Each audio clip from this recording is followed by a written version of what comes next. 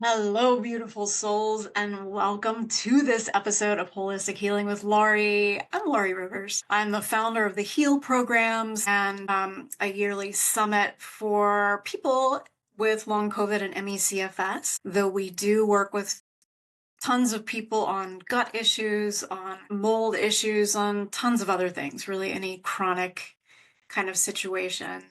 So I love New Year's. I love new beginnings. I love writing lists. I love setting, I don't set goals anymore. I set intentions. And I thought that I would share with you some of the things that I do to bring in the new year that feels supportive to me and that feel like not too much pressure, right? So setting a goal of, if you're trying to lose weight and setting a goal of, I'm going to lose 40 pounds, that is, it's not, I don't know, it's not exciting, right? It's kind of, um, it's kind of strict. It's kind of harsh. It's especially if you don't get there, right? So the way that I find is much more satisfying is to choose how you want to feel in 2025. How do you want to feel? Because actually, if losing weight is your goal, you want to lose weight because you think it's going to make you feel a certain way, right? You think it's going to make you feel beautiful. You think it's going to make you feel uh, healthy. You think it's going to make you feel all these different ways. So why don't we just cut to the chase and go for the feeling? So my words for this year, and I have too many. I always choose too many, but I'll probably whittle it down to 2 words. But I'm looking at clarity, simplicity. They feel really good. Fulfilled and satisfied.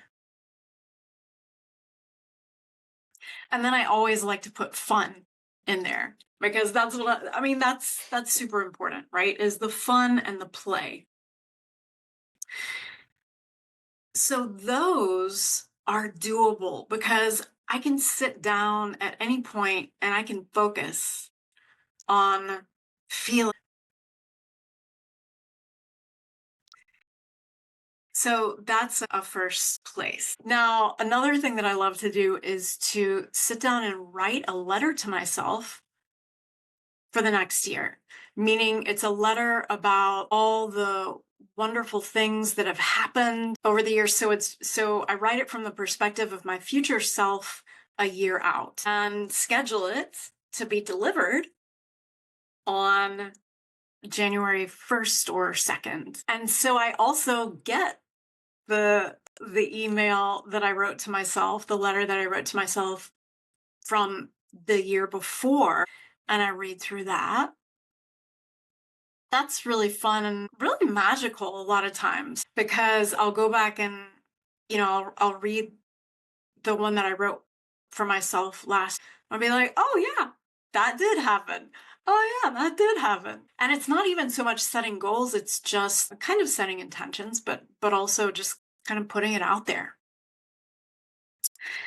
And then another thing that we do that my honey and I do is we have these druid tarot cards. And it's not that, like, it's not reading the future or anything like that, but it does help for us to focus in on certain themes for the coming year and to take a look at the last year.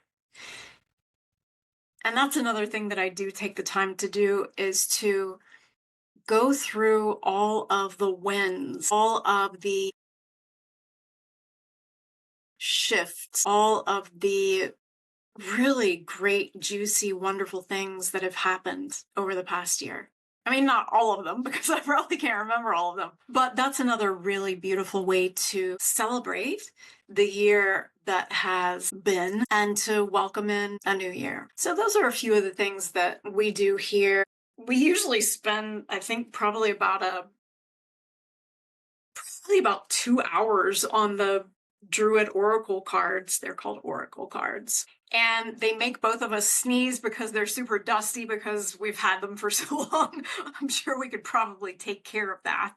But they're just really sweet and special and beautiful and spiritual.